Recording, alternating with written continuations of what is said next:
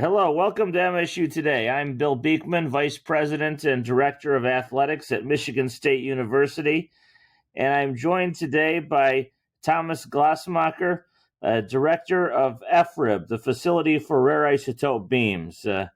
Thomas came to Michigan State in 1992, working with the National Superconducting Cyclotron Laboratory, and joined the Department of Physics and Astronomy as a faculty member in 1995.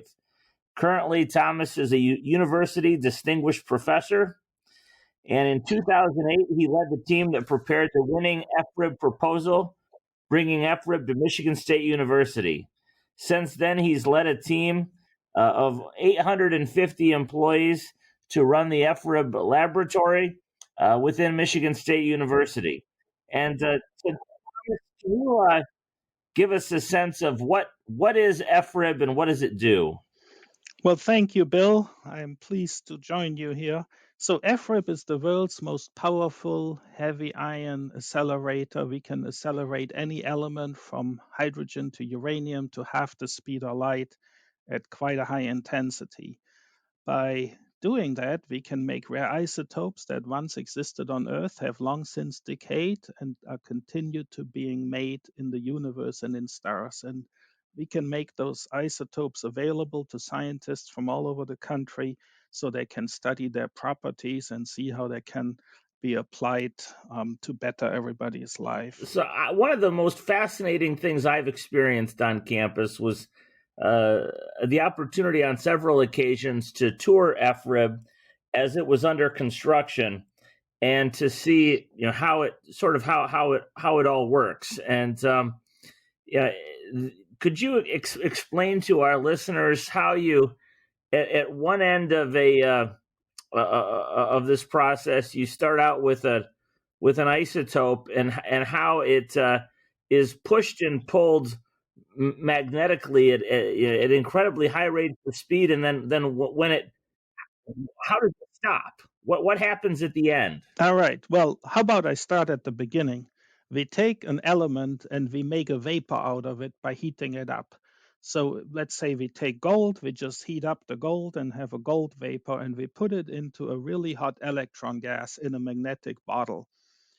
And the electrons on the gold get knocked off, and now we have a positively charged gold atom or ion, and we put it in an electric field. And the electric field is so that it's always negative in front of the positive ion, and so the unlike charges attract each other. And then we have a little hole in there, and the ion drifts through, and the minute or the split second it drifts through, we change the polarity of that plate, if you want, to negative, and so to positive, and the positive charge is now pushed from the back and sees in front of it a negative charge. And so just like 1,000 dominoes or so, these ions see always a negative charge in front of them and a positive charge behind them. And so they move along in these little buckets, and they become faster and faster. And in the end, they halve the speed of light. So now they're moving along, these gold ions, at half the speed of light, and we impinge the beam of particles on a piece of carbon, and it breaks up. The gold breaks up. It'll break into anything that has fewer than the 79 protons of the gold and the neutrons. And so now we have a whole bunch of rare isotopes. These rare isotopes are also moving at half the speed of light, and we use a set of magnets to filter out the ones that the scientists wanted us to give them. And then we send them down in a vacuum pipe to the experiments. The whole thing moves in vacuum because the whole beam always moves in vacuum, because if it was moving in air, it'd be like scattered all over the place. But the upshot is that we use electrostatic charges or potentials to speed up the beam, and then we use a piece of carbon to stop it. And when it hits the carbon, it breaks into anything that has fewer protons and neutrons, and then we filter those isotopes out in a set of magnets and give them to the scientists. And the whole process making the beam, accelerating the beam, breaking up the beam, filtering out the isotopes we want, takes less than a millionth of a second. And then we just do that all day long. Actually, we do it all week long. And so the average experiment is like 5 to 7 days. And folks and students and scientists come from all over the country. They're set up in an area, while in the neighboring area, somebody else does an experiment. Um, and then we just serve them like 4,000 or 5,000 hours a year. And then in the summer, we shut down, and then over the holidays. That's a really important point. I mean, I think that just to reiterate, those pushes and pulls of magnetic pushes and pulls happen so fast that you accelerate something to the speed of light in like a millionth of a second, which is you're just extraordinary. But It's half the speed of light. To accelerate anything of mass to speed of light, you need infinite energy. But we're going half the speed of light. yeah, so but what's also important, as you mentioned, is that this facility that exists on our campus in East Lansing isn't just for our Department of Physics or researchers at MSU, but it's what's called a national user facility that really serves the United States and the entire world. So so you've got researchers coming literally from all points across the globe to get time to run their experiments on this machine. That's right. So we are a Department of Energy Office of Science scientific user facility. The Office of Science in the Energy Department is the largest funder of basic science in the country for the kind of things that basic science where industry, doesn't have a need to pay for it. And part of being that kind of scientific user facility is that folks or scientists have to write proposals to use the facility. They have to promise to publish the results. And then these proposals get reviewed by a panel of other scientists. And if they're ranked high enough, they get allocated that beam time. And these scientists come from all over the country and also from all over the world. I could be a scientist in just about any country in the world, and I could write a proposal. And if my proposal is deemed meritorious by a group of scientists, then they'll allocate me time on the machine. And when my time is available, I come to East Lansing and run my experiment. Yeah, that's just about right. So the average experiment has teams of 30 to 50 people. These instruments are too hard to run just with one scientist. So you got to convince the panel that you have a group of people who can pull it off and get the data analyzed. And so, typical experiments about a week long, 30 to 50 collaborators, and they come. Some of those collaborations are also from different countries. So they come here a couple of weeks before, set up their instruments, get everything going, then run for the week or two, and then they need to calibrate their devices, and then they take their instruments back down. We have about 1,500 scientists in our user group, and they come, from probably about 100 countries in the world. Now, are there other user facilities like this around the country or around the world that, depending on the kind of experiment you're trying to do, one machine like ours here at Michigan State might be better, or there might be some other tool at some other place that your experiment is better suited for, and so you'd go there? Yeah. So around the world, in rare isotope science, there is a big facility in Japan. There's one in France, and the Germans had one. They're renovating theirs, and they're building up a new one. Just like we at MSU have had the National Superconducting Cyclotron Lab, actually going back to the 60s, and we started making rare isotopes in the 1990s. So we have worldwide competition. In the end, FRIB will be the most powerful facility, but depending on the instruments, there may be applications or experiments where you want to go to Japan or Germany or France. So there is a friendly competition amongst those facilities. Our accelerator is the most modern, the most powerful. Um, but and then scientists go where the best opportunities are. So this really extraordinary piece of equipment that fills sort of a massive room, many feet underground, was an undertaking that took many years in the making, from an initial proposal.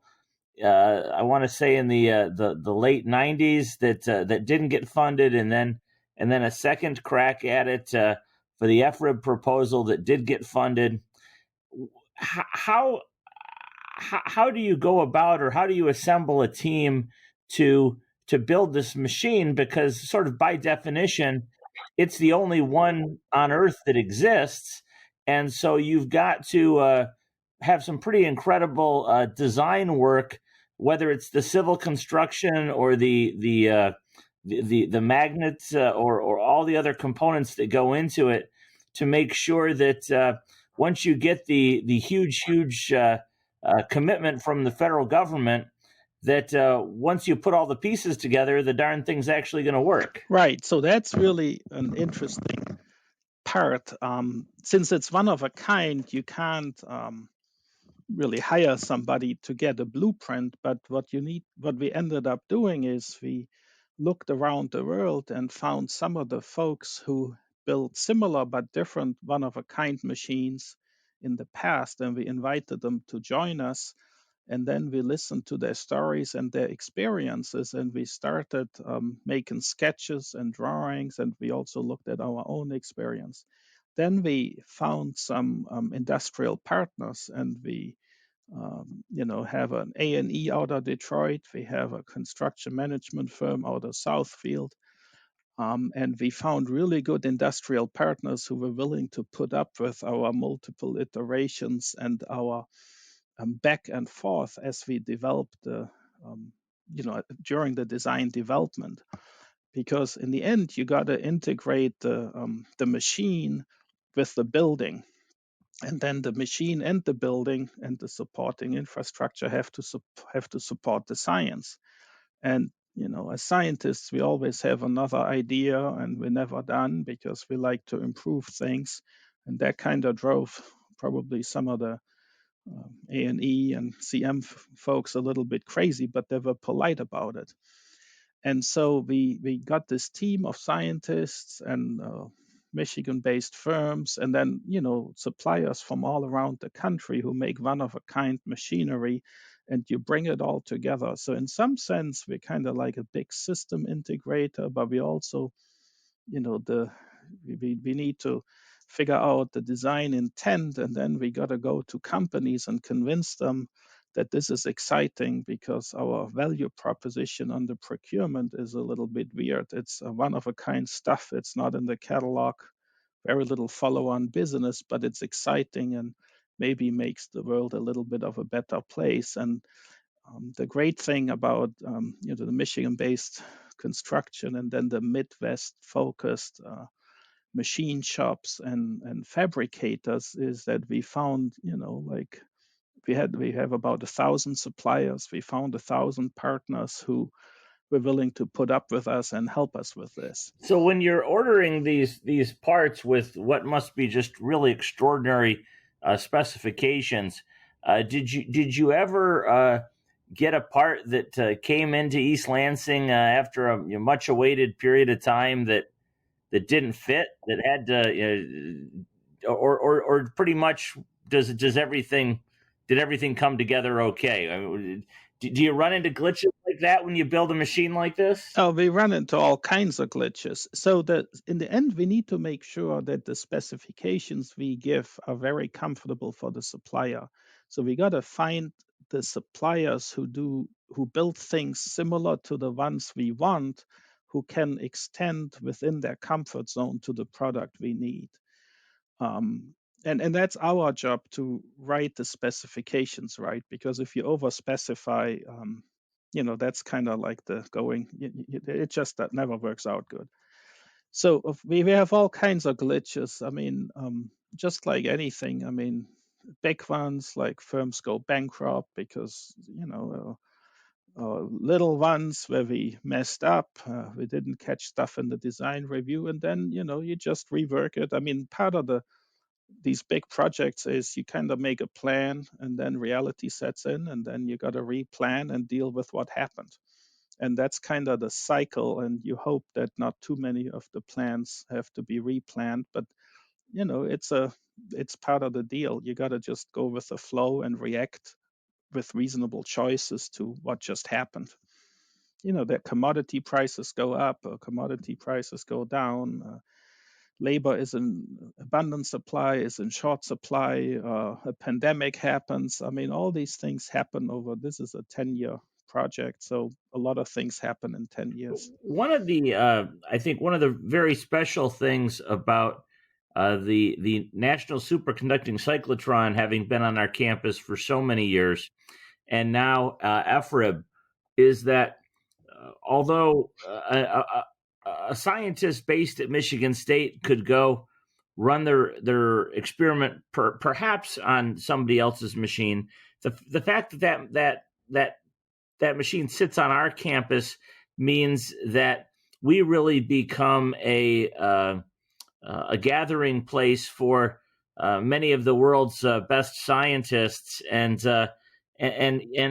equally importantly, a place where students can come and get their PhD, get their doctoral degree, and we can, because we have the tools here on our campus. It's a very appealing place for students to come and learn, and in learning and growing and getting their degrees, become the next generation of scientists that perhaps decades from now will build whatever the next greatest version of FRIB is. Yeah, and they make discoveries along the way. I mean, that to me is kind of one of the key features of FRIB. It's a world-class machine facility on the campus of a research-intensive university. And we got the opportunity to expose students who come to study at MSU to FRIB. We give them tours. Some of them have jobs here. Some of them do undergraduate research here. And by engaging in nuclear science and accelerator physics, they see what's possible, and then they start to imagine a career in that field, and then they take a career in that field. And that's true for nuclear science, for nuclear astrophysics, but also for like cryogenic engineering. We run one of probably the most energy efficient helium liquefaction plant in the country, maybe on Earth, I don't know. And that's cryogenic engineering. It's something we didn't have at MSU, but now we have it. And students who come here, I don't know, to be automotive engineers or some other sort of engineers, they come to FRIB, they see giant motors and huge cold boxes and heat exchangers, and they go into that field. And nobody else in the country is teaching that. And so we become the key supplier of an educated workforce in certain fields. And we can do that because we have good students on campus, and we have the facility right here, and we show them what we got, and they find it exciting and start to pursue a career. Same thing happens in science. And that's a really fascinating point that I want to emphasize. The cryogenic capability comes about because the magnets that are pushing and pulling these isotopes have to be cooled at extraordinary temperatures. So when because these are one-off projects, you've got to have that expertise to create those extremely cold environments, and that then spins off a whole another set of research opportunities and exploration that's really not maybe not specific to rare isotopes, but that is is a whole sort of another sector of science unto itself, that where we excel, because it's such a critical part of the machine. Yeah, that's a really good point, Bill. The key technology in FRIB is superconducting pieces of metal. FRIB is the first domestic superconducting accelerator where most of those cavities were built domestically. Until now, they were bought from Europe. So we found a partner in Indiana and taught them to do that. And the feature of this metal, niobium, is that it's superconducting when you make it really cold. And that's very energy efficient. The superconductivity makes it so that there is no energy lost because due to heat. But to make it cold, we need to liquefy helium. And helium is expensive, and we have a closed loop system where we take the helium and then liquefy it to 4 degrees above absolute zero. And then we cool those resonators, and then the helium warms up to maybe 60 degrees above absolute zero, and then we re-liquefy it. So we don't lose any of the helium because it's kind of precious, expensive, and hard to come by. But we had to build this, we call it cryogenic plant. It's a helium liquefaction machine, and has big compressors and a bunch of heat exchangers and a bunch of plumbing. And like you say, that's a thing in itself. And that's where we can now offer students educational opportunities. It's an engineering discipline. So that together with a control system, for example, that controls our superconducting resonators, with a bunch of other systems. So there is all these sub-disciplines or all these disciplines that come together to make this accelerator work. Then that's all in addition to the science we do, and those are things where we can have students study and learn, and then imagine a career in those fields and choose those careers. So, Thomas, I remember when the project began, and we were advocating to the Department of Energy that they put the FRIB at Michigan State University, that there was really quite extraordinary bipartisan support. Letters were signed by both Republicans and Democrats. A number of our state's labor leaders, in addition to corporate CEOs, signed on. And everybody was engaged because really the project was in the best interests of everybody in the state of Michigan. So could you share with us what that impact is on our state? Yeah, and we do very much appreciate the bipartisan support, the bicameral support FRIB has enjoyed over the last 10 years. I mean, there is many arguments you can make. You can make one of investment and tax revenue. So there is a financial argument, there is a jobs argument, there is a knowledge-based economy argument. That we attract bright people to come here to work at FRIB, and they settle in mid-Michigan. They maybe some of them form their own companies. We're now talking to a big, Fortune 50 firms, who want to do experiments at FRIB. So it's a all these arguments are good arguments. And some are, like I said, are just financial, jobs, knowledge. Those are the big buckets.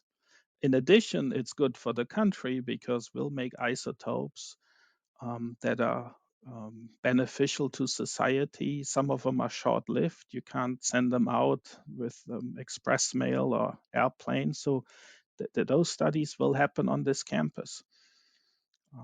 We're going to train the next generation of scientists, also going to happen here. The facility for Rare Isotope Beams, I'm sure, takes up a tremendous amount of your time. But when you do have free time, what do you do for fun? What things get your mind in other places and out of the office? Well, the last few years there hasn't been so much time, so I like to walk and bicycle and just not think about it. But I want to it's when we bid on this FRIB job, we had no idea really how much work it would be.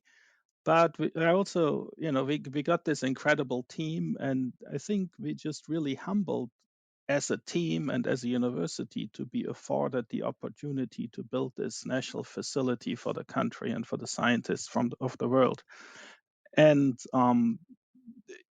it's really in the beginning we just wrote the proposal, and then we won the job, and then we got started. And it's only in the last year or two that we can see the light at the end of the tunnel. And that's a really good feeling, because the important part is the accelerator is working. We commissioned the accelerator already this last year. Will be spent hooking it up to the existing facility. And there were many moments where we weren't quite sure what the next right step is, but in the end, it all worked out with the help and advice of many, many people. And we really appreciate the public's trust placed in us to make this one-of-a-kind thing work. Thomas, thanks so much for joining us today. The facility for rare isotope beams on our campus at Michigan State University in East Lansing is an extraordinary asset, not only for our university, but for the entire state. Your leadership of this project for so many of the last really 20 years has just been extraordinary, and we can't thank you enough for taking a small amount of your time today to share that with our listeners, really across Michigan and the world. So thanks so much for being with us. Well, thank you so much.